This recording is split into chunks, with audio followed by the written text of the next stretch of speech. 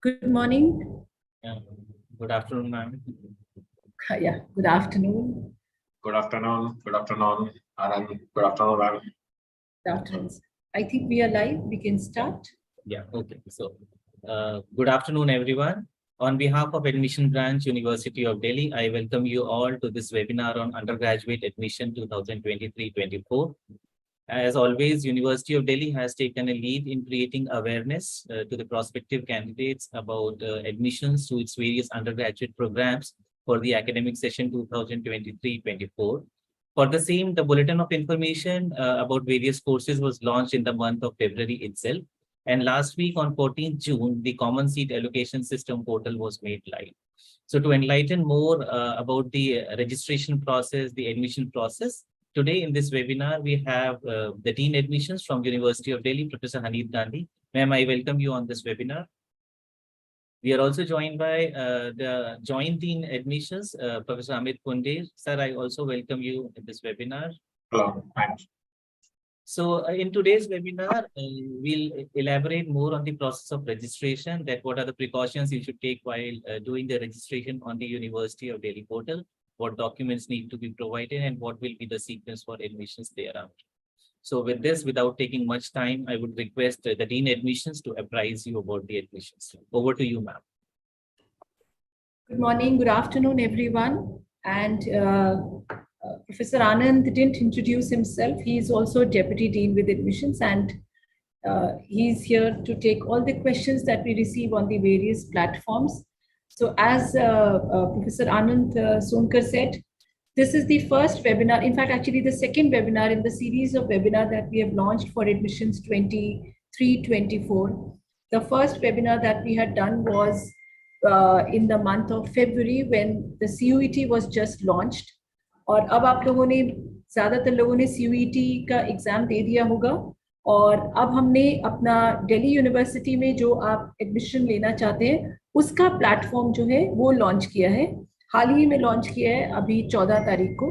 तो आज हम आपको हमारा जो कॉमन सीट एलोकेशन सिस्टम है, जो प्लेटफॉर्म है, उसके बारे में आपको अवगत कराएंगे. इसी श्रृंखला में हमारे और भी वेबिनार्स होंगे जिसके बारे में हम ये वेबिनार के एंडिंग में आपको बता देंगे. तो आज का जो वेबिनार है वो सिर्फ ये बताने के लिए कि एक तो ये आपको अवगत कराने के लिए कि we have already launched a portal which is the CSAS portal, the common seat allocation system. सभी एडमिशन दिल्ली यूनिवर्सिटी के सभी कार्यक्रमों में, सभी कॉलेजेस में सिर्फ इसी प्लेटफॉर्म के थ्रू होंगे. तो आप ध्यान रखिए कि अगर आपने अभी तक अपना आवेदन नहीं किया है, इस प्लेटफॉर्म पे जाइए, ये यूनिवर्सिटी की वेबसाइट पे दिया हुआ है और यहाँ पर आप जाके अपना आवेदन कर सकते हैं, अपना रजिस्ट्रेशन कर सकते हैं मात्र कुछ छोटी सी फीस देकर. तो आज का वेबिनार मैं मेरी टीम के साथ, एडमिशन ब्रांच की पूरी टीम, जिसमें मेरे साथ प्रोफेसर अमित कुंदीर है जो जॉइंट डीन एडमिशन के, प्रोफेसर आनंद सोनकर जो डेप्यूटी डीन है एडमिशन ब्रांच के, और मैं प्रोफेसर हनीद गांधी जो डीन एडमिशंस है, आपको इस पूरी प्रक्रिया के बारे में बताएंगे. सो मैं अपना पावर पॉइंट शेयर करती हूँ. प्रोफेसर आनंद सर, एक बार आप देखिएगा अगर मेरा स्क्रीन शेयरिंग चल रहा है.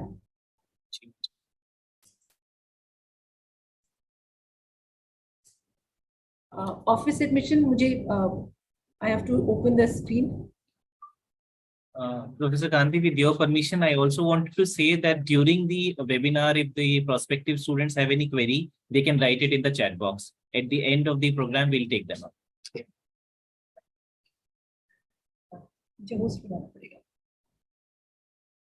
और आप फेसबुक से भी सर ले रहे हैं ना? ये पूरा प्रोग्राम जो है हमारा फेसबुक पे भी लाइव टेलीकास्ट हो रहा है. जो लोग मिस कर दें वो दोबारा इसमें देख सकते हैं. ये वेबसाइट पे हमारी यूट्यूब ऑफिशियल वेबसाइट जो है यूनिवर्सिटी ऑफ दिल्ली, इस पे ये रहेगा. अगर आपने मिस कर दिया तो आप दोबारा भी इसको देख सकते हैं. मैं पावर पॉइंट सर ऑन करती हूँ. सर पावर पॉइंट विजिबल है? Yes, the PowerPoint is there. एक बार स्लाइड शेयरिंग में भी करके देख लेते हैं. Just let me know if we can. Is the next slide visible now? Yes, the slide is visible. Perfect. Okay, wonderful. So, the University of Delhi, as I just said, हमने अभी अपना common seat allocation system जो है उसे launch किया है और ये एक सिंगल विंडो होगी जिससे आप अपना एडमिशन कर सकते हैं दिल्ली विश्वविद्यालय के सभी प्रोग्राम और सभी कॉलेजेस में। इस सब का आधार जो है वो आपके सिर्फ CUET के मार्क्स पर ही होगा। तो कॉमन सीट एलोकेशन सिस्टम में आपको रजिस्ट्रेशन करने के लिए भी CUET देना होगा। इसके अलावा हमारे जो 2 अदर प्लेटफॉर्म्स हैं जो मेरिट बेस पे हैं, उनके बारे में भी अभी हम आपको बता देते हैं। तो जो आपकी स्क्रीन पे वेबसाइट दी जा रही है, ये है हमारा registration link for the common seat allocation system ugadmission.uod.ac.in। इस लिंक पे जब आप जाएंगे तो आपका CSAS का प्लेटफॉर्म खुल जाएगा, रजिस्ट्रेशन फॉर्म खुल जाएगा। अभी आपको उसके पूरे इस प्लेटफॉर्म के बारे में भी बता देंगे। 2 हमारे अलग इंस्टीट्यूट्स हैं, एक है non collegiate women education board और एक है हमारा school of open learning. In 2 platforms पे भी हमने अपने अंडर ग्रेजुएट के एडमिशन्स का आगाज कर दिया है। NCWeb की वेबसाइट ncwebadmission.uod.ac.in और SOL की soladmission.samarth.ac.in। इन दोनों प्लेटफॉर्म पे आप एडमिशन ले सकते हैं। यहाँ पर आपको CUET में आना अनिवार्य नहीं है। इन दोनों इंस्टीट्यूट्स में आप अपने क्लास 12th के जो मेरिट बेस्ड जो आपके मार्क्स आए थे उनके आधार पर आप एडमिशन ले सकते हैं। NCWeb जो है हमारा प्लेटफॉर्म है वो सिर्फ वुमेन या गर्ल कैंडिडेट्स के लिए है जो दिल्ली NCR रीजन की है। और जो SOL है ये हमारा जो पूरा प्लेटफॉर्म है ये कॉरेस्पॉन्डेंस मोड में चलता है। यहाँ पर 8 प्रोग्राम चलते हैं जिनमें एडमिशन की प्रक्रिया शुरू हो गई है। इन दोनों प्लेटफॉर्म्स के बारे में बातचीत करने के लिए हमने इन दोनों के भी एक्सपर्ट्स को बुलाया और हमारी अगली एपिसोड जो होगा वेबिनार में उसमें हम NCWeb और SOL को भी कवर करेंगे। तो जो बच्चे NCWeb या SOL के थ्रू एडमिशन लेने में इच्छुक हैं आप वेट करिए, बहुत जल्द हम NCWeb के ऊपर भी एक वेबिनार करेंगे और SOL के ऊपर भी एक वेबिनार करेंगे। आज का जो हमारा वेबिनार है वो सिर्फ CUET और CSAS पर आधारित है। CUET या CSAS के बाद जो CSAS का आप पोर्टल खोलेंगे इनसे आपका एडमिशन दिल्ली यूनिवर्सिटी के 78 अंडर ग्रेजुएट प्रोग्राम्स, जिनमें से एक जो हमारा BA प्रोग्राम है उसमें खुद 198 कॉम्बिनेशंस हैं और ये 68 कॉलेजेस में ऑफर होते हैं ये प्रोग्राम्स। तकरीबन 71,000 अंडर ग्रेजुएट की जो सीट्स हैं इन सभी program 78 undergraduate programs in 68 colleges and 198 BA program combinations again offered in 68 colleges to approximately 71,000 UG seats will be done only through the common seat allocation system platform. इसके अंदर जो हमारे विभिन्न प्रोग्राम है वो हैं हमारे bachelor of arts, bachelor of science, bachelor of commerce, BTech के कोर्सेज, BFA और BLEd और भी तमाम कोर्सेज हैं। ये सब का एक ही प्लेटफॉर्म है, वो है ये। यहाँ पर एक चीज आपको बता दूं क्योंकि BTech से रिलेटेड हमारे पास बहुत सारी क्वेरीज आ रही हैं, ये सिर्फ एक BTech प्रोग्राम है जो CSAS के थ्रू कवर होता है। दिल्ली यूनिवर्सिटी इस साल से 3 अन्य BTech के कोर्सेज भी लॉन्च कर रहे हैं जो BTech computer science and engineering, BTech electronics and communication and BTech in electrical engineering. इनके जो एडमिशन है वो JEE के थ्रू होगा। सिर्फ इन 3 प्रोग्राम्स का एडमिशन जो है वो JEE के थ्रू होगा। उसका प्लेटफॉर्म अभी हम लॉन्च करने वाले हैं, तो आप वेबसाइट पे बने रहिएगा फॉर ऑल अपडेट्स। ये जो यहाँ एक मेंशन है वो सिर्फ एक BTech प्रोग्राम है जो हमारे क्लस्टर इनोवेटिव सेंटर में ऑफर किया जाता है जिसको हम CIC कहते हैं। बाकी सभी प्रोग्राम जो आपके सामने दिख रहे हैं सबका एडमिशन सिर्फ और सिर्फ CSAS के आधार पर है।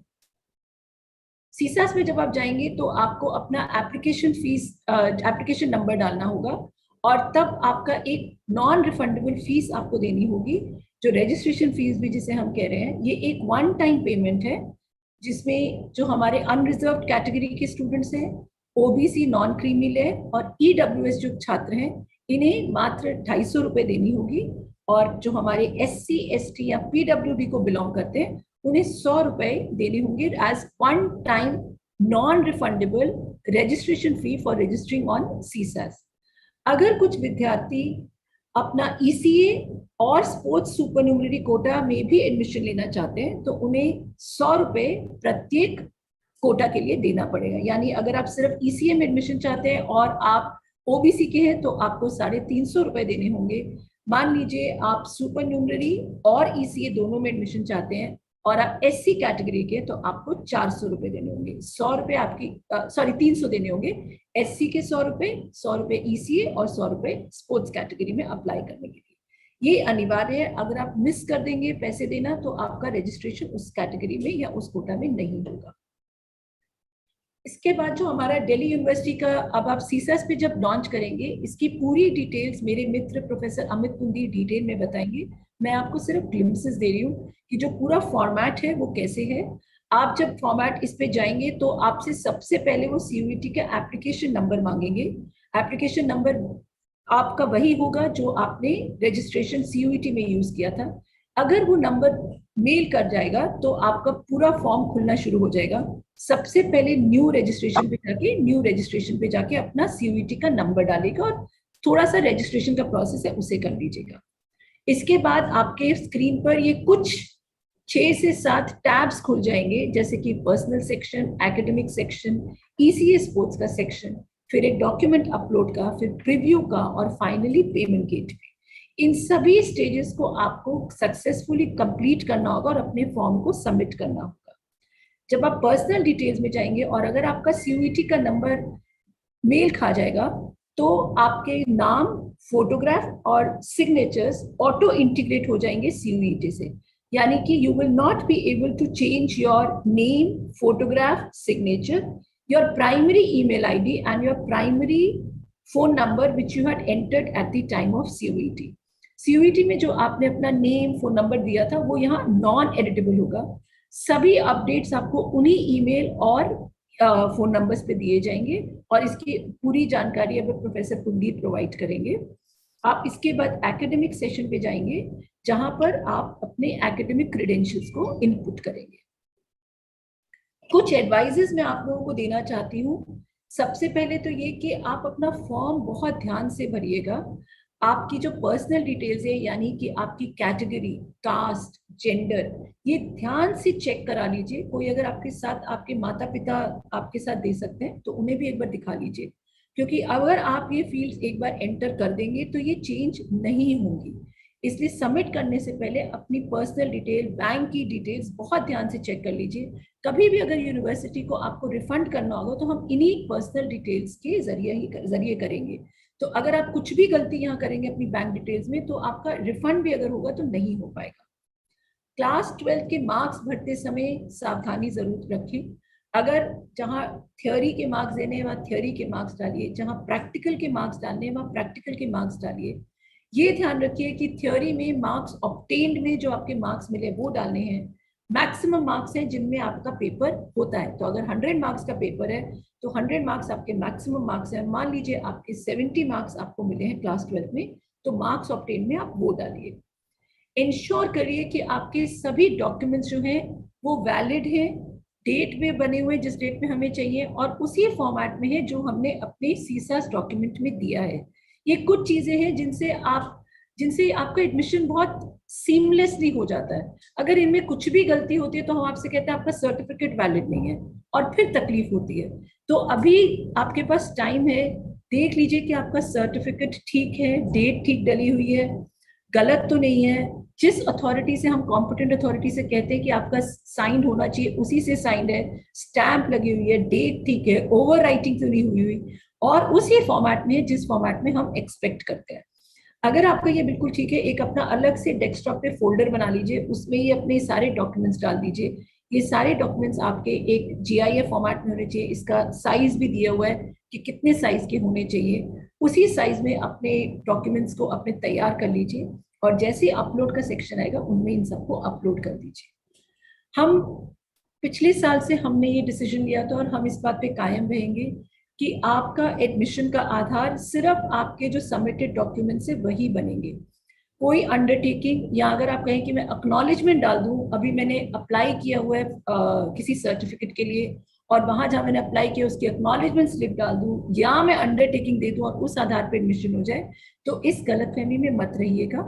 किसी भी एडमिशन को हम अंडरटेकिंग या आपके एक्नॉलेजमेंट के आधार पर नहीं देंगे। यानी कि जब आप फॉर्म फिल करें तो आपका जो सर्टिफिकेट है वो वैलिड होना चाहिए और उसी फॉर्मेट में चाहिए. No undertakings and no incomplete certificates will be allowed.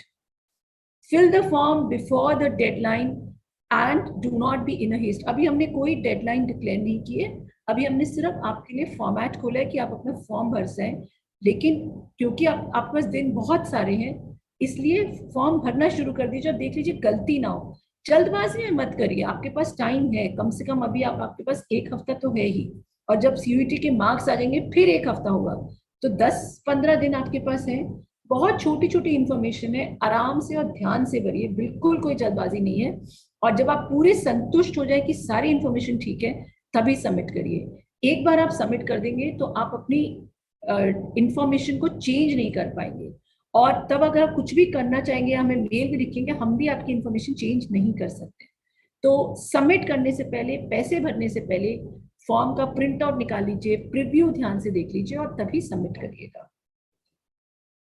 इसके साथ साथ हमारे जो 2 सुपर न्यूमररी कोटाज हैं जो बहुत इंपॉर्टेंट है, वो है हमारा एक्स्ट्रा करिकुलर एक्टिविटीज का एक सुपर न्यूमररी कोटा है, और एक हमारा स्पोर्ट्स का सुपर न्यूमररी कोटा है जिसमें हम एडमिशन लेते हैं. कौन से स्पोर्ट्स इसमें मान्यता रखते हैं और कौन सी ईसीए कैटेगरीज को हम लेते हैं, वो हमारे कॉमन सीट एलोकेशन सिस्टम का जो डॉक्यूमेंट है उसमें डली हुई है.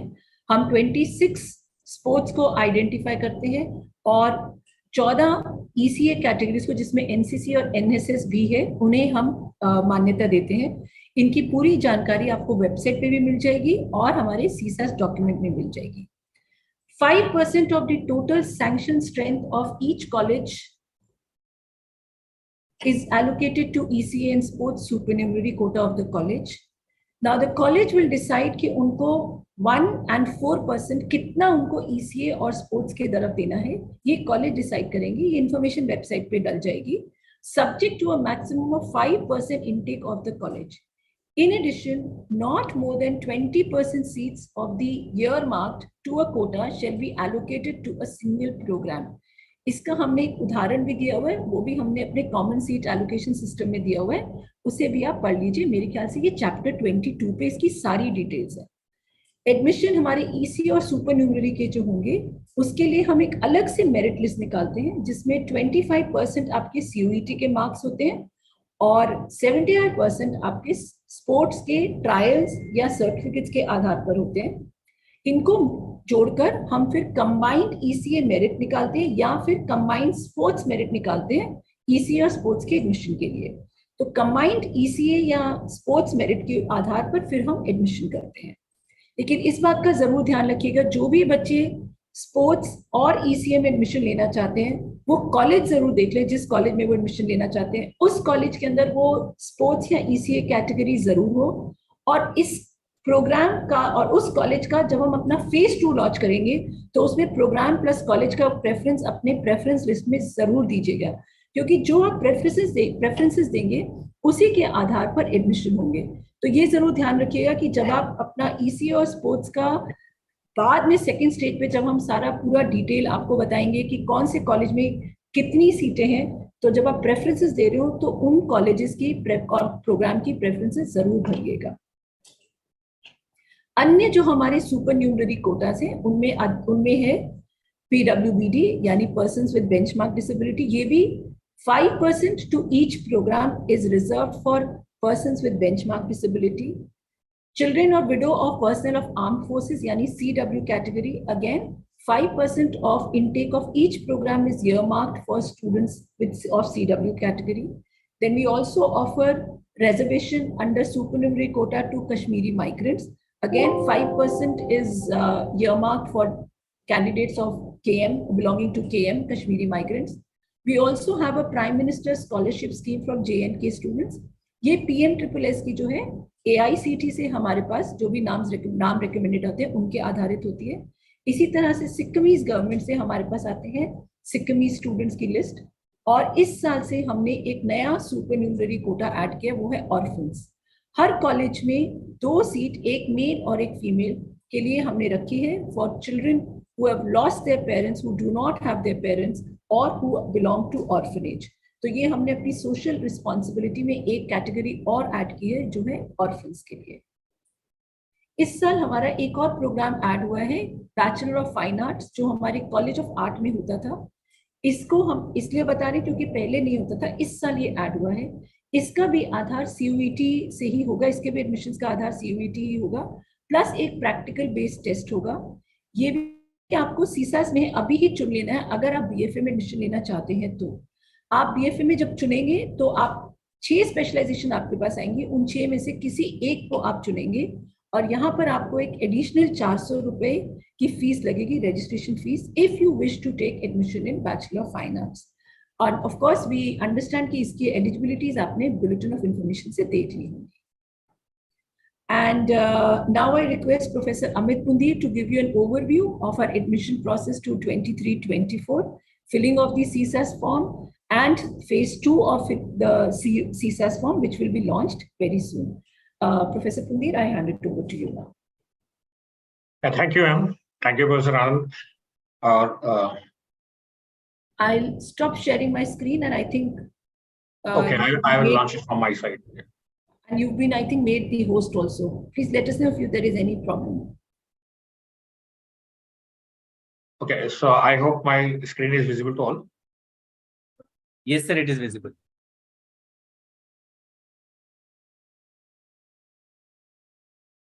Okay, and the screen is changing.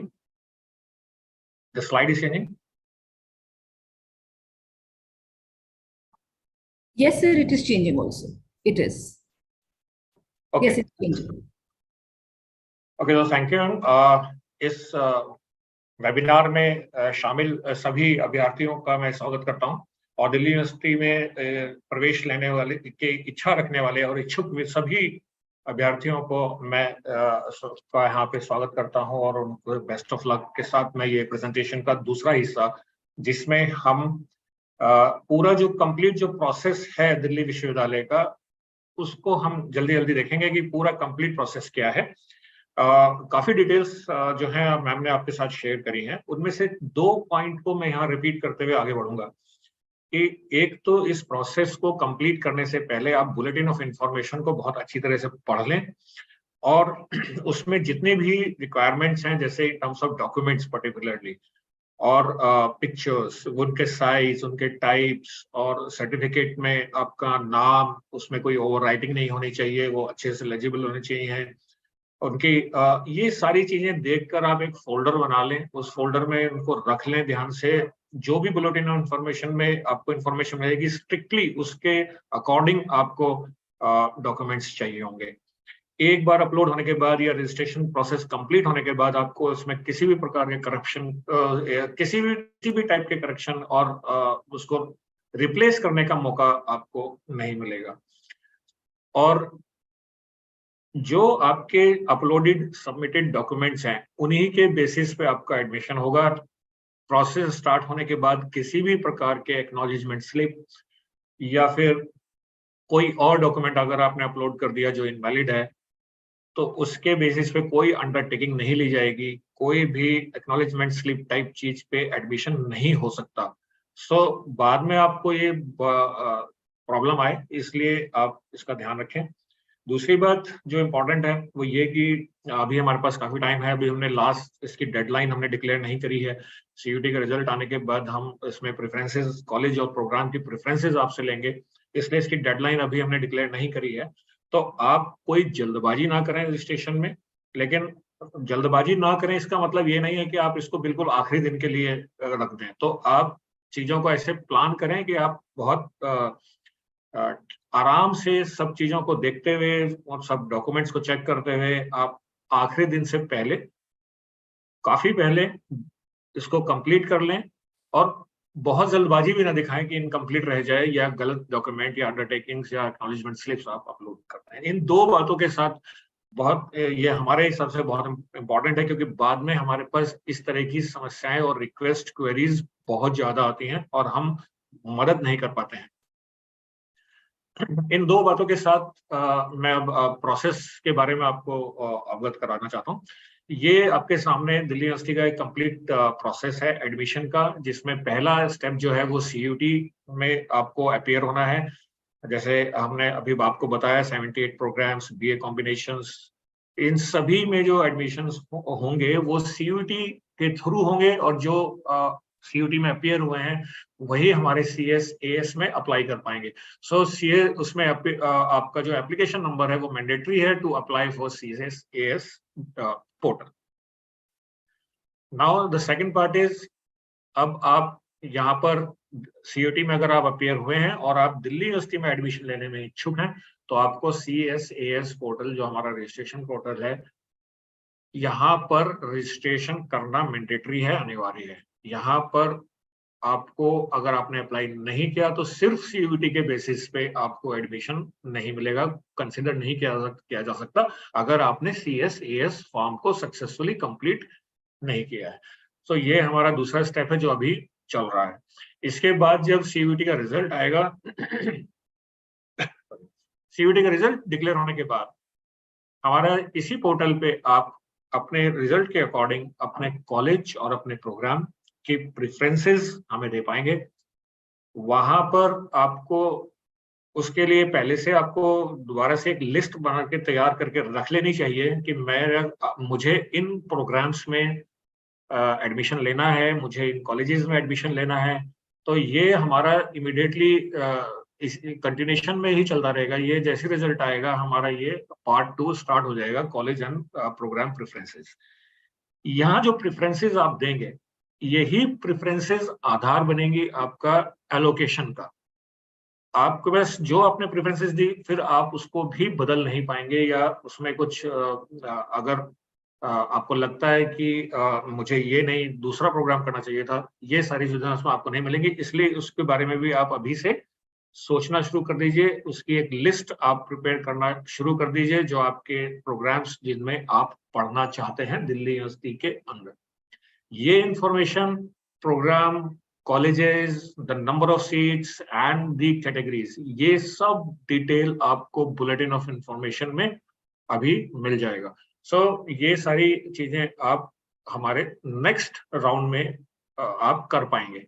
उसके बाद जब प्रेफरेंसेस आप दे देंगे, रिजल्ट आ चुका होगा, मेरिट लिस्ट बनेगी, और मेरिट लिस्ट के हिसाब से और आपकी प्रेफरेंसेस के हिसाब से आपको सीट अलोकेट हो जाएगी।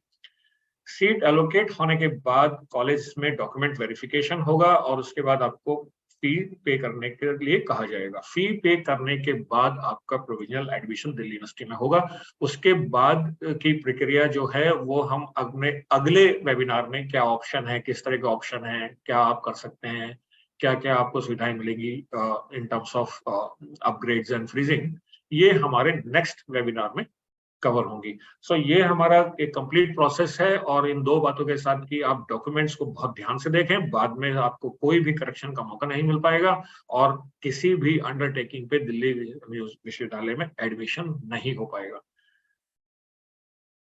तो जैसा मैं कह रहा था कि ये CS आपका अगर आपने ये सब चीजें कर ली हैं, तैयार आपके पास डॉक्यूमेंट्स हैं, और तो आप हमारे इस पोर्टल पे जाएं, admission.uad.ac.in।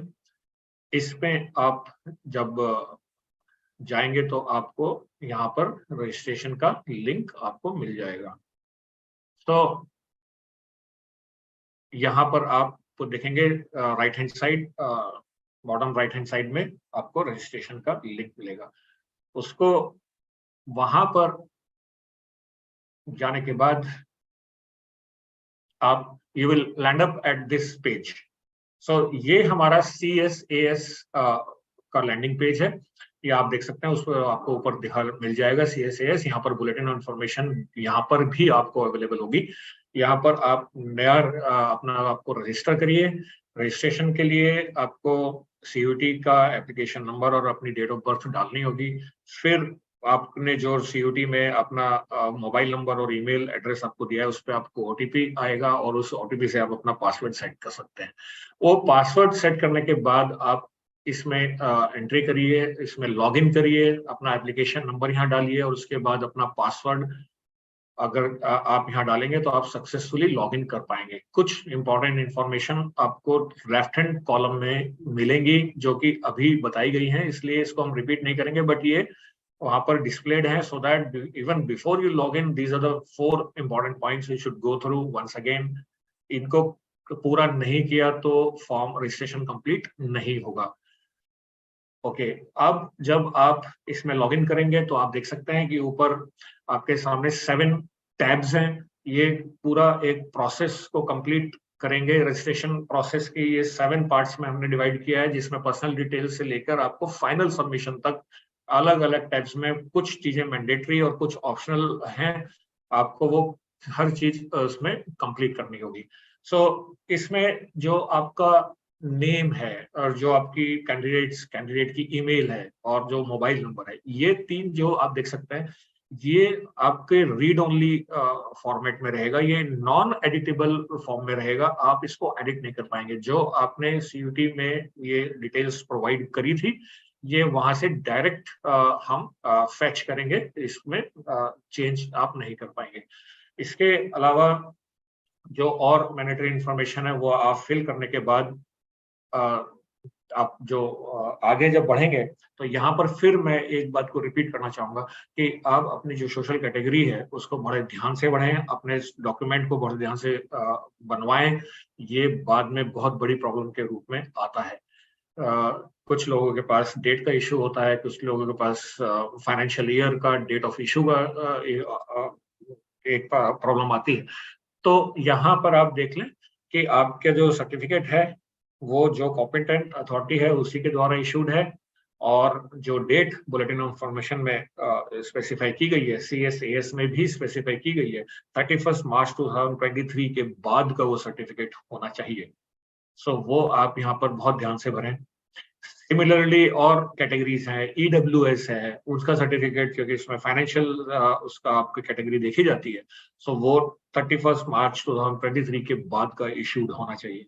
Similarly SC ST category में भी आप डेट ऑफ इशुएंस आपसे पूछेंगे। इसमें जैसे ही आप क्लिक करेंगे कैलेंडर पॉपअप करेगा, उस कैलेंडर से आप डेट दे सकते हैं, चाहे वो OBC हो, EWS हो। सो वहां पर आपको किस डेट पे आपका सर्टिफिकेट है जो इशू हुआ है, वो डेट आपको सेलेक्ट करनी है। इसको भी आपने ध्यान से पढ़ना है, क्योंकि ये बाद में कॉलेज लेवल पर भी डॉक्यूमेंट्स वेरीफाई होंगे। अगर कोई मिसमैच होता है, कोई इनकरेक्ट हमें इंफॉर्मेशन मिलती है, तो आपका कैंडिडेचर जो है वो रिजेक्ट हो सकता है। सो इसलिए इन चीजों को आप बहुत ध्यान से भरें। इसके बाद जितने मैंडेटरी फील्ड्स हैं वो आपको दिख जाएंगे, वो तो आपको देने ही होंगे।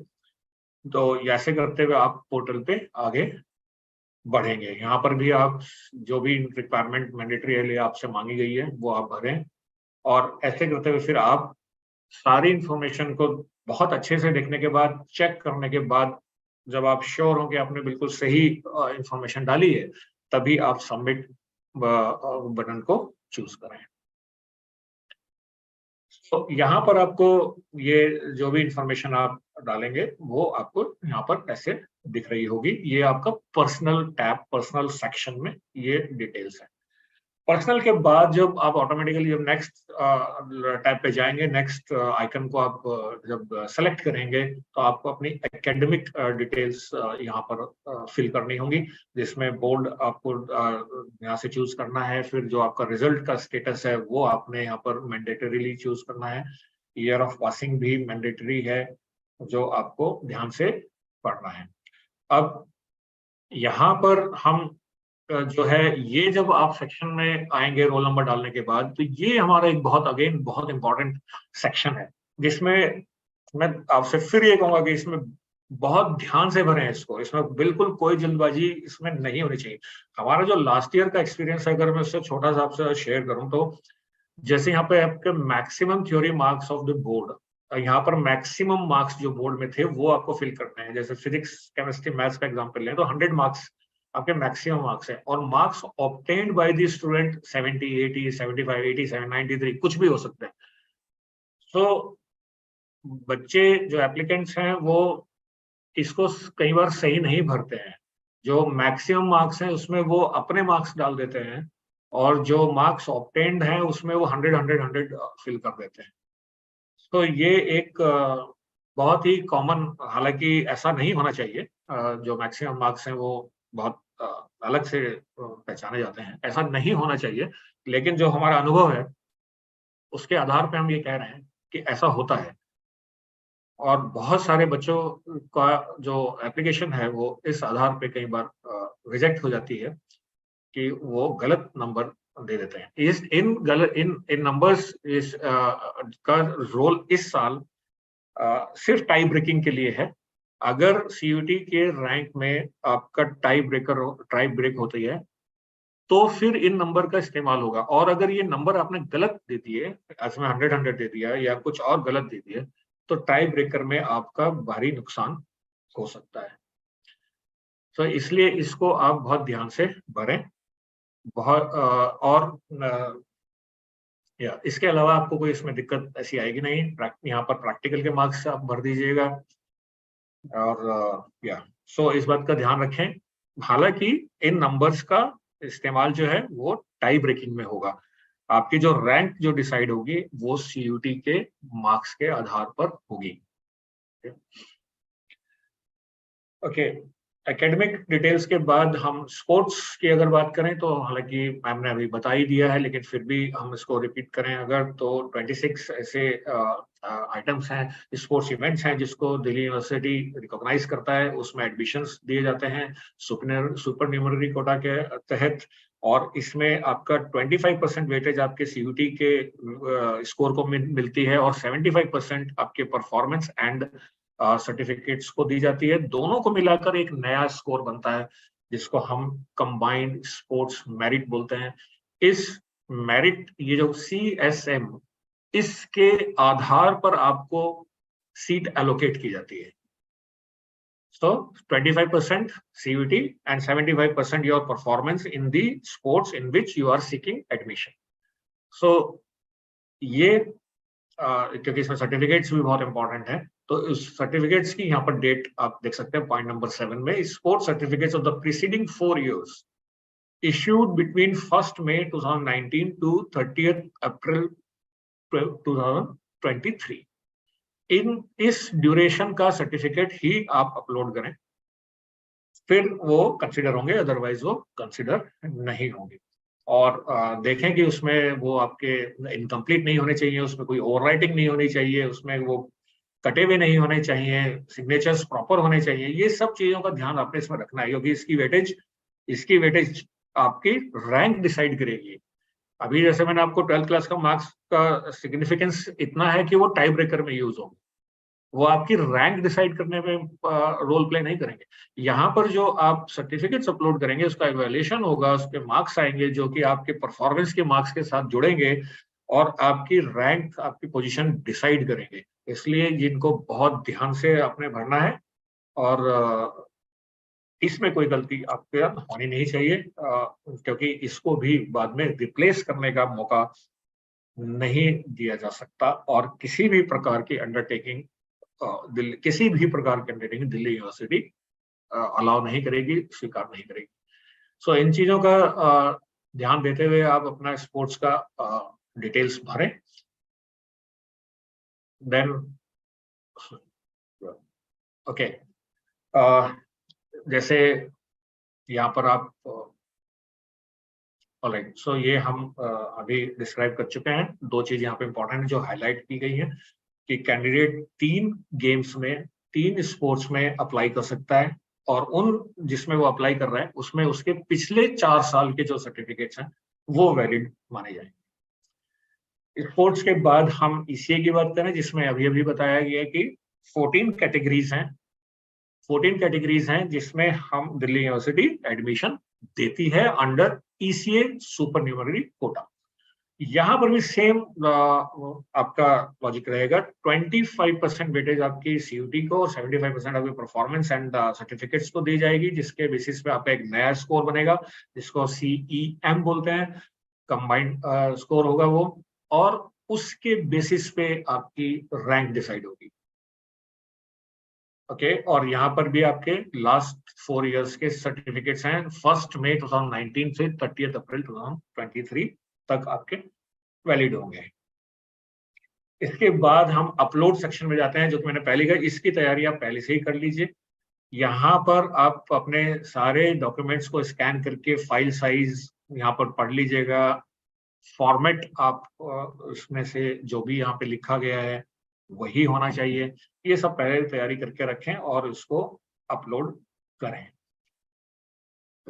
अपलोड करने के बाद आप सारे फॉर्म को एक बार नहीं, 2 बार 3 बार, या फिर आप चाहें तो किसी और से भी मदद लेके उसको एक बार देख लीजिए, पूरा प्रीव्यू उसका पूरा कंप्लीट फॉर्म का देख लीजिए। कई बार आपको खुद गलती का पता नहीं चलता, तो अपने फ्रेंड से, अपने ब्रदर से, सिस्टर से, मदर फादर से, किसी से भी इसको एक बार प्रीव्यू करा लें, बेटर रहेगा। ये हम इसलिए बार बार इस बात को हाईलाइट करते हैं कि आप सबकी जो समस्याएं हैं फिर वो बाद में ग्रीवेंस या किसी और रूप में हमारे सामने आती है और हम उस वक्त आपकी मदद नहीं कर पाते। तो जितना आप इसको ध्यान शुरू में देंगे, बाद में आपको प्रॉब्लम और हमें भी प्रॉब्लम उतनी ही कम होगी। तो ये प्रीव्यू करने के बाद और करवा लेने के बाद किसी से आप फाइनल सबमिशन की तरफ जब जाएंगे तो इस अंडरटेकिंग को बहुत ध्यान से पढ़ लें।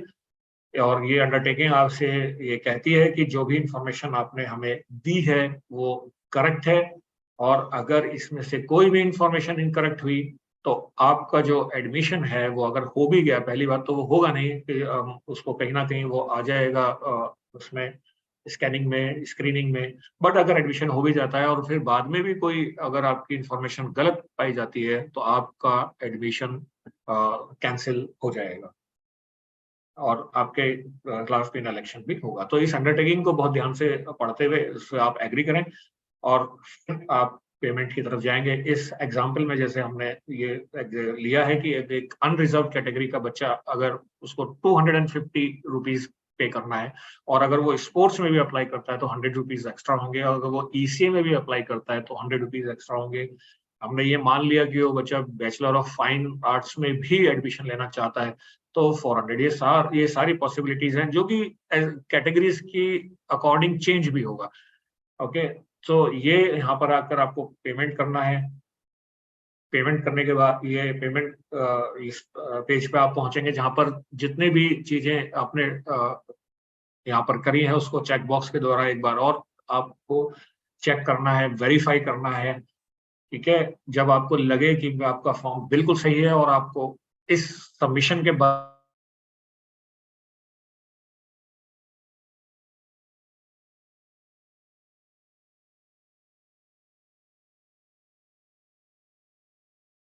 कि पेमेंट आपको चेक करना है कि पेमेंट हुआ कि नहीं। आप अपने बैंक से भी इसको देख सकते हैं और थोड़ा सा टाइम लगता है रिकंसाइल होने में और आपके डैशबोर्ड पे ये वेरिफिकेशन का मैसेज आने में। तो इसको टाइम रहते करिए, इसको बिल्कुल लास्ट डेट पे मत ले जाइए, लास्ट आवर में बिल्कुल मत ले जाइए। कई बार कुछ इश्यूज आते हैं तो फिर आप इसको नहीं कर पाएंगे। तो थोड़ा इसको वक्त रहते प्लान करें और पेमेंट करें। तो यहाँ तक आपका ये पोर्टल था जिसके थ्रू हमने बहुत जल्दी जल्दी नेविगेट किया शुरू से लेके आखिर तक। अब यहाँ पर एक बहुत इंपॉर्टेंट बात यह है कि ये अभी कंप्लीट नहीं है। इसके बाद जैसे मैंने बताया था कि हमें कॉलेज की और प्रोग्राम की प्रेफरेंसेस आपसे लेनी है। तो अगर आपने रजिस्ट्रेशन इतना डिटेल्स आपने कर दिया, पेमेंट आपने कर दिया, उसके बाद आप वेट करिए हमारे दिल्ली यूनिवर्सिटी के अगले अनाउंसमेंट का। यूनिवर्सिटी की वेबसाइट पे आप रेगुलरली विजिट करते रहिए और दिल्ली यूनिवर्सिटी की वेबसाइट पर ही विजिट करें। किसी और सोशल मीडिया प्लेटफॉर्म जो दिल्ली यूनिवर्सिटी के द्वारा मैनेज नहीं है वहां पर आप बिल्कुल ना जाए, उनकी बिल्कुल भी उन्हें ना सुने। आप जो ऑफिशियल वेबसाइट है वहां पर रेगुलरली जाते रहें और जैसे ही सीयूटी के रिजल्ट डिक्लेयर होंगे CSAS फॉर्म में आपको बता दिया जाएगा, डेट अनाउंस हो जाएगी, तो डेडलाइन भी अनाउंस हो जाएगी आपके कॉलेज और प्रोग्राम्स की प्रेफरेंसेस लेने के लिए। सो ये बहुत जरूरी है। कभी आप सिर्फ रजिस्ट्रेशन करें, पेमेंट करें और प्रेफरेंसेस ना दें तो फिर इनकम्प्लीट रह जाएगा प्रोसेस और आपका एडमिशन नहीं हो पाएगा। तो आपको ये प्रोसेस कंप्लीट करने के बाद फिर दोबारा अपने डैशबोर्ड के थ्रू दोबारा आना है और रेगुलरली वेबसाइट चेक करना है। ये आप नोट करें, कहीं पर रिमाइंडर लगाएं, आपको वो कंप्लीट करना जरूरी है, उसके बिना प्रोसेस कंप्लीट नहीं होगा। सो ये तो एक पूरा एडमिशन प्रोसेस था जो कि हमने आपको एक्सप्लेन किया। इस प्रोसेस में अगर आपको कोई प्रॉब्लम होती है, इतना हमने वैसे वेबिनार्स भी दिए हैं, बुलेटिन बहुत डिस्क्रिप्टिव हमारी बहुत डिटेल के साथ है, CSAS डॉक्यूमेंट हमारा बहुत सेल्फ एक्सप्लेनेटरी है, वहां पर आपको कोई प्रॉब्लम आनी नहीं चाहिए। लेकिन फिर भी अगर आपको कोई किसी भी प्रकार की कोई क्वेरी है, कोई शंका है, कोई तो आप हमें कांटेक्ट कर सकते हैं। हमारी ये जो ऑनलाइन सपोर्ट है, इसके अगर आप यूजी के एप्लीकेंट हैं तो उस पे आप देख सकते हैं कि यूजी के लिए हमारी एक ईमेल आईडी यहाँ पर डिस्प्लेड है, जिसपे आप अपनी क्वेरी हमें भेज सकते हैं। हमारा जो सपोर्ट सिस्टम है वो आपको तुरंत उसका रिप्लाई करेगा। FAQs आप देख सकते हैं। हेल्प डेस्क फैसिलिटीज हमारी नॉर्थ कैंपस में एस्टेब्लिश्ड हैं।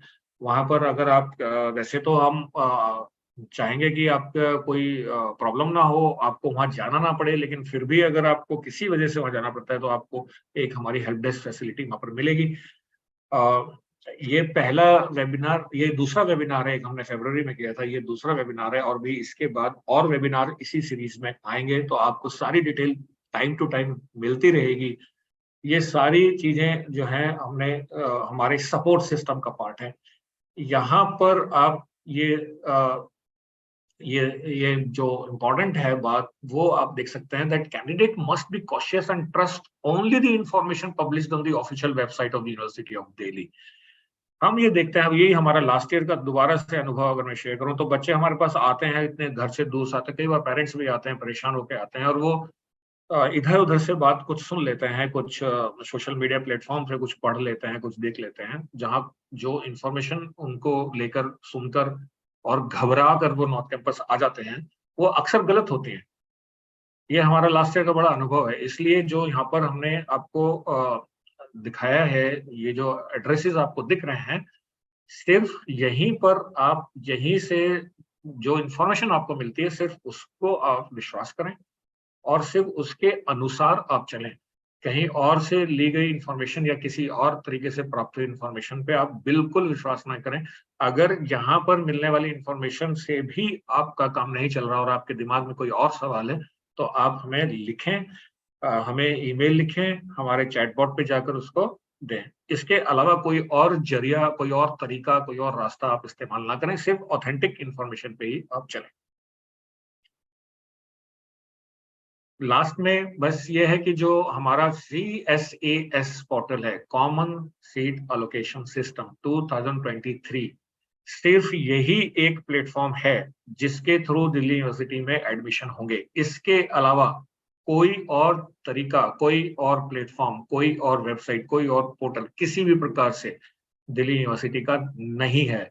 अगर आप कहीं और किसी तरह से अप्लाई कर देते हैं या कहीं और पेमेंट कर देते हैं, तो इससे बचना होगा आपको। यही हमारी सिंगल विंडो है, सिंगल प्लेटफॉर्म है जिसके थ्रू आप दिल्ली यूनिवर्सिटी में एडमिशन ले सकते हैं।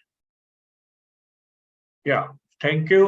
इतना प्रोसेस के बारे में जो डिटेल में हमने आपसे शेयर करने हमें लगा कि जरूरी है, जिससे कि आपको बाद में कोई समस्या ना हो और एडमिशन आपका जो है वो आसानी से हो, अच्छा हो, आपके मनचाही प्रेफरेंस, हाईएस्ट प्रेफरेंस आपको मिले, और वो किसी डॉक्यूमेंट्री रिक्वायरमेंट की वजह से आपको प्रॉब्लम ना हो जाए। इसलिए ये सब डिटेल में बताना आपको हमने जरूरी समझा।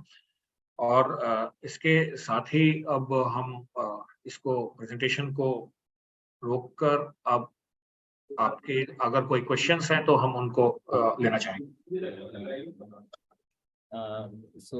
Thank you, Professor Amit Mundir and Professor Anit Gandhi. So there are some questions I think which I will take up. I think there are two very important queries which I think Professor Gandhi would like to answer. One is that, while registering in the at the CUET portal at NTA, the candidates have not selected University of Delhi. So can they apply for CSAS?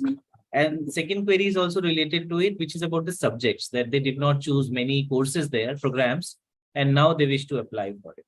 This is one of the very common queries which we have got today. So, thank you, Dr. Sonkar. That's not a problem. अगर आपने CUET में university of Delhi नहीं भरा था, कोई बात नहीं, आप अभी हमारे CSAS पोर्टल पे आकर अपने CUET के रजिस्ट्रेशन नंबर से रजिस्ट्रेशन कर सकते हैं दिल्ली यूनिवर्सिटी के लिए। और अगर आपने वहाँ प्रोग्राम नहीं भरा था, तब भी आप यहाँ पर प्रोग्राम्स को सिलेक्ट कर पाएंगे, लेकिन वो प्रोसेस हमारा फेज 2 में शुरू होगा। अभी वो दिखेंगे ही नहीं, आपको प्रोग्राम्स अभी दिखेंगे नहीं। जब हम फेज 2 लॉन्च करेंगे, जब आपके CUET के रिजल्ट्स आ जाएंगे, उसके बाद हम फेज 2 लॉन्च करेंगे, तो आप अपने मन चाहे प्रोग्राम्स, मन चाहे कॉलेज में, चाहे आपने CUET में भरे हो चाहे ना भरे हो, आप दोबारा से ले सकते हैं। तो ये सारा आप अपना फेज 2 में कर पाएंगे। Thank you so much, ma'am. Another question is also related to the change of category. Some of the candidates from OBC and EWS category wants to know, can they change their category now? They had filled it UR in case of CUET. Oh, in the case of CUET, yeah, they can, but करना नहीं चाहिए ऐसे, because आपने अगर एक exam किसी एक श्रेणी में लिया है, आपको उसी श्रेणी को चुनना चाहिए दिल्ली यूनिवर्सिटी में एडमिशन लेते हुए। लेकिन हम इसको एक पेनल्टी भी नहीं ले रहे हैं। अगर आपका सर्टिफिकेट अब रिवाइज होके आ गया है तो आप भर लीजिए। सिर्फ पीडब्ल्यूडी कैंडिडेट्स इस नहीं ले पाएंगे। पीडब्ल्यूडी जो कैंडिडेट्स होंगे उन्होंने वहां पर सब्सक्राइब की मदद ली होगी एडमिशन लेने के टाइम, सीयूईटी का एग्जाम देने के लिए, तो वो अपनी कैटेगरी चेंज नहीं कर पाएंगे, अन्य अपनी कैटेगरी चेंज कर सकते हैं। लेकिन अब जो आप सीसास में भरे, ये नहीं चेंज हो पाएगी, किसी भी हालत में नहीं चेंज हो पाएगी, क्योंकि आपने एक बार गलती कर सकते हैं, दोबारा मत करिएगा। अब जो आप भरेंगे वो फाइनल होगा। हम यूनिवर्सिटी चेंज करने का मौका नहीं देगी जो आप एक बार ले लेंगे। And in fact, some of them also want to know, can they edit their mobile number and email ID? You can provide an alternate email ID and phone number, but we will be communicating, because the data that we've got from CUET, we take that as the most authentic one. And इसमें मैं professor पुंदीर से बोलूंगी कि वो sir इसमें आप थोड़ा बताइए कि हम अगर बच्चे चेंज कर पाएंगे अपना ईमेल आईडी, बिकॉज अभी तो हम उनकी जो OTP है, आपके जो CUET का ईमेल आईडी और फोन नंबर था उसी पे भेज रहे, क्योंकि CUET आपसे वहीं पर ही कॉरेस्पॉन्ड करता है, NTA आपसे वहीं से ही कॉरेस्पॉन्ड कर रहे हैं, जो आपने ईमेल आईडी और फोन नंबर दिए थे, तो हम मान के चल रहे हैं वही आपके वैलिड फोन नंबर्स और ईमेल आईडीज है, तो हम आपकी OTP और बाकी सब इंफॉर्मेशन वहीं दे रहे हैं। लेकिन अगर किसी कारण में आप चेंज करना चाहते तो ऑल्टरनेट दे सकते हैं, लेकिन हमारे लिए फिर भी प्राइम फील्ड वही रहेगी। Professor Pundir, would you like to add to this? It is exactly the same. जब आप रजिस्टर करते हैं तो जो भी हम आपका रजिस्ट्रेशन और डेट ऑफ बर्थ के बाद आपसे लेते हैं ना इनपुट, उसके बाद हम CUET में जो आपने अपना कॉन्टेक्ट डिटेल्स प्रोवाइड किए थे, हम उसी को सबसे ऑथेंटिक इन्फॉर्मेशन मानते हुए उसको वहां से फेच करते हुए OTP आपसे वहीं पर भेजते हैं। उसके बाद आप पासवर्ड चेंज कर लेते हैं और आप अपना लॉगिन कर सकते हैं। लॉगिन करने के बाद ये जो फील्ड्स हैं जो मैंने अभी आपको बताया था, ये रीड ओनली फील्ड्स हैं, इनको चेंज नहीं किया जा सकता। सो जो आपने CUET में किया उनको तो चेंज नहीं किया जा सकता। सो एज एन ऑल्टरनेटिव हम ले सकते हैं, बट कम्युनिकेशन आपको वो पुराने भी रहेगा और ऑल्टरनेटिव पे भी जो सिर्फ ऑल्टरनेटिव नंबर पे आपका कम्युनिकेशन जाएगा, ये सब क्योस हो जाता है। इसलिए जो CUET में आपने दिया है वही ऑथेंटिक रहेगा, वही हम चलेंगे, उसी को हम रखेंगे। Thank you, sir. There's a very interesting question from Shweta Gupta. She wants to know that if the scores of two people are same, what would be the tie-breaking rule? She has got this information that the person who registered first would get a priority. No, it's never like that. हमारे tie breaking rules हैं, और अगर आपके same marks होंगे तो हम आपके class 12th के जो मार्क्स हैं उसके बेसिस पे टाई ब्रेकिंग करेंगे। हम पहले आपके बेस्ट 3 देखेंगे, बेस्ट 4 देखेंगे, बेस्ट 5 देखेंगे, फिर डेट ऑफ बर्थ देखेंगे। ये सब भी हमने अपना सीसास के डॉक्यूमेंट में सब लिखा हुआ है, तो रजिस्ट्रेशन का कोई लिंक नहीं है। आपका टाई ब्रेकिंग तब होगा जो हमारे टाई ब्रेकिंग के रूल्स हैं उनके आधार पर होगा, और ये स्पेल्ड आउट है बहुत clearly. There are also a lot of queries regarding BTech registration. So students want to know that when do they have to register for BTech? So we'll be launching it very soon, maybe in a week's time. But keep looking at the website of University of Delhi. और यहाँ भी BTech सिर्फ वही लोग कर पाएंगे जिन्होंने JEE mains दिए थे, पेपर 1 दिया था, वही रजिस्ट्रेशन कर पाएंगे। So very soon we are in the process of doing it, and within I think a week or a week to 10 days, we will launch our BTech registration process also. So when there is one more query which is similar to what I have already asked you, the students also want to know that if they have selected some programs at when they were registering in CUET, can they drop them now, or is it mandatory for them to give preferences? They can drop it. In fact, actually जब हम CSAS के phase 2 में आएंगे, वो all together एक नया process होगा। आपने कुछ भी वहाँ CUET में किया और यहाँ पर एक बार फ्रेश माइंड से आप अपने प्रोग्राम और कॉलेजेस के कॉम्बिनेशंस तय कर लीजिए। इनफैक्ट प्रोफेसर पुंदीर ने तो अभी आपको बताया है कि हम फेज 2 अभी लॉन्च करेंगे। अभी जिन्होंने फेज 1 भर लिया है उनके पास टाइम है आप अपने एक लिस्ट बनाना शुरू कर दीजिए कि आप किस किस प्रोग्राम में किस किस कॉलेज में एडमिशन लेना चाहेंगे। तो ये थोड़ा सा होमवर्क अभी आपके जितने दिन है, आप बफर डेज है, इनमें आप करना शुरू कर दीजिए। Thank you. So there is another query from Molly Chawla, and in fact, many more people, they want to know that if they are applying under EC or sports, will they be considered in the normal merit also, or they will be allocated a seat only in EC quota? Professor Pundir can answer this. Okay, so if you are applying in sports and ECA, तो आप suppose यूआर category में हैं और आप sports में भी और या इसी में भी आपने अप्लाई किया है, तो आपको सबसे पहले यूआर कैटेगरी में जो कि सबसे पहले हम लिस्ट रिलीज करते हैं, फर्स्ट राउंड ऑफ एलोकेशन जिसको आप बोल सकते हैं, उसमें आपका अगर रैंक के हिसाब से आपको कोई एलोकेशन आ रहा है तो वो आपको मिलेगा। उसके बाद जब ईसीए के परफॉर्मेंसेस हो जाएंगे, फिर आपका एक और एडिशनल नया स्कोर आपका फॉर्म होगा, उसके बेसिस पे जो आपकी रैंक होगी उसके अकॉर्डिंग आपको ईसीए में एलोकेशन मिलेगा। सो आपको एक एलोकेशन यूआर में मिलेगा और एक एलोकेशन आपका जो नया स्कोर बनेगा उसके बेसिस पे आपको ईसीए में मिलेगा। जिसमें भी आपकी हायर प्रेफरेंस आपको मिल रही हो वो आप रिटेन कर सकते हैं।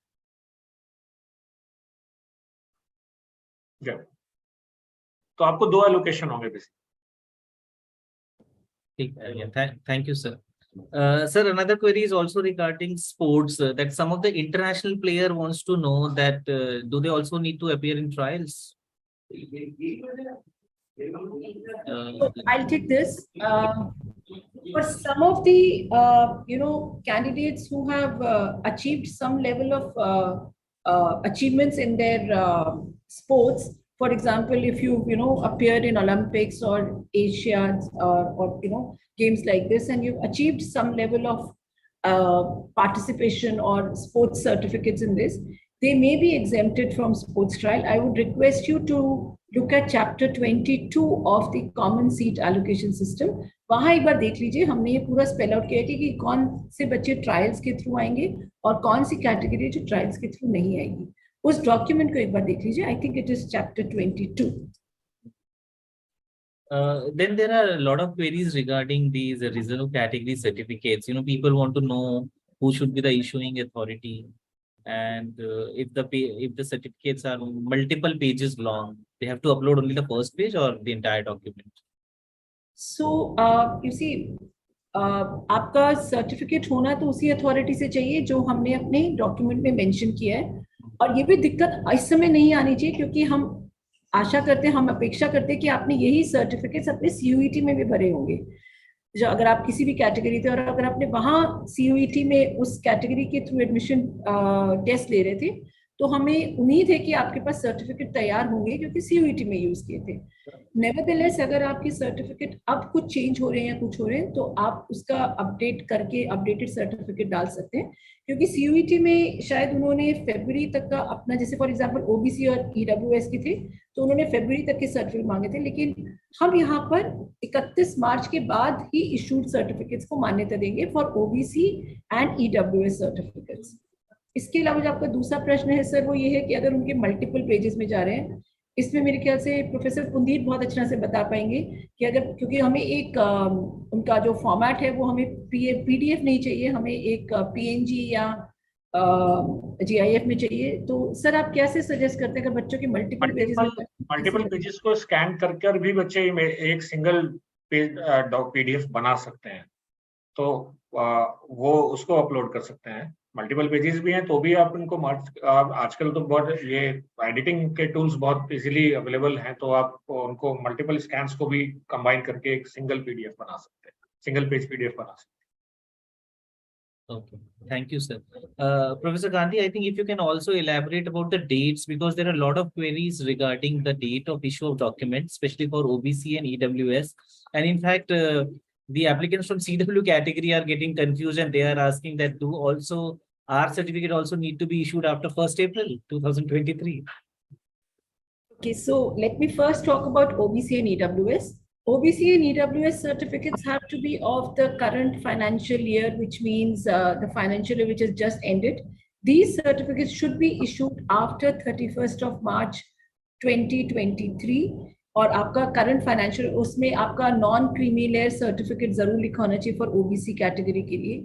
CW की जो है उनके पास, आपके पास रीसेंट सर्टिफिकेट होना चाहिए, it should be as recent as possible, लेकिन उसमें आपकी प्रायोरिटी जरूर मेंशन होनी चाहिए। मैं यहाँ पर भी आपको बता दूं कि CW कैंडिडेट्स के लिए एजुकेशनल कंसेशन सर्टिफिकेट को ही हम देखेंगे, और वो उन्हीं अथॉरिटी से इशूड होना चाहिए जो हमारे सीसास डॉक्यूमेंट में लिखी हुई है। प्रायोरिटी जरूर मेंशन होना चाहिए। आप ये ना करें, इनफैक्ट ये तो सभी कैटेगरीज के, कहीं पर भी ऐसे मत करिए कि आपने आई कार्ड लगा दिया या अपने पेरेंट्स का आई कार्ड लगा दिया या आपने कोई डिस्पैच डायरी उसका एक स्क्रीनशॉट लगा दिया। Those will not be relevant. We would like to have these certificates as they have been written in our common seat allocation system. The ECC certificate is mandatory for candidates seeking admission to CW category. If it is issued after, recently of this academic year, maybe अगर जनवरी में भी हुआ है तब भी चलेगा, लेकिन जितनी रिसेंटली हुआ उतना बेटर है। CUET के अनाउंसमेंट से पहले ना हुआ हो, क्योंकि आपने CUET में भी ये सर्टिफिकेट डाला ही होगा, वहां भी एक CW का कैटेगरी थी, तो वी आर रिज्यूमिंग कि आपका इसी साल का होगा, मतलब कम से कम आप जब 12th में थे तब का तो होना चाहिए। तो और आपका ECC सर्टिफिकेट अनिवार्य होगा। There are a lot of questions pouring in. I think I'll just take last questions and rest we'll answer through email or some other mean. So that is about, people are getting confused between the BTech which is being offered by CIC and the other BTech programs which are launched. So if you can just clarify about that also. Sure. Because people are registering on CSAS and they're asking there is no option of computer science or something else. Yes, so please be informed that BTech to computer science and BTech to computer science, electronics and electrical, these three BTech programs, for these three BTech programs, admission will be based only through the JEE main score. ये अभी हमने launch नहीं किया है। जो हमारे CSAS में है वो सिर्फ BTech इन CIC, वो BTech है, मैथमेटिक्स एंड ह्यूमैनिटीज का एक है, बुलेटिन ऑफ इंफॉर्मेशन आप देखेंगे दिया हुआ है, सिर्फ वही हमारा CUET के आधार पर है, तो उसका रजिस्ट्रेशन CSAS के थ्रू है। लेकिन जो हमारे अन्य जो रिसेंटली लॉन्च जो 3 न्यू प्रोग्राम है उसका रजिस्ट्रेशन अभी हमने शुरू नहीं किया है, थोड़ा सा वेट करिए, वो भी लॉन्च होने वाला है, तो उसका प्लेटफॉर्म अलग होगा और वो सिर्फ JEE आधार पर, उसका भी थोड़ा सा वेट करना पड़ेगा आपको। Thank you so much, Professor Gandhi. I think with this question, we would like to close this webinar. And before I close this webinar, I would like to thank Professor Gandhi and Professor Pundir for sparing their valuable time, elaborating the process in so much detail. I'm sure this is going to help a lot to the prospective candidates. And for the candidates' benefit, Professor Pundir has already specified, but I would like to mention again that for any information related to University of Delhi admissions, please refer to the official website of University of Delhi. If you have any query, please mail it to us at ug@admission.du.ac.in. We have our chatbot services, we have our phone line. All the information is available on the University of Delhi website. So you're requested to please check all the information there for authentic, for all the authentic information, please check at that website. So very shortly, we'll come up with another webinar also, as Professor Gandhi has mentioned. So that information will also be available on the University of Delhi website. Those queries which we could not take up, we'll try to reply you through the emails. Thank you so much. Okay, bye. Thank you, Anand. Okay, thank you, sir. Thank you, ma'am. Thank you, thank you. Thank you. Thank you everyone. Good luck to all the candidates. देखिए बस and में मैं एक ही बात कहना चाहूंगी, website पे updates देखते रहिए, मिस मत करिएगा, and good luck to all the candidates.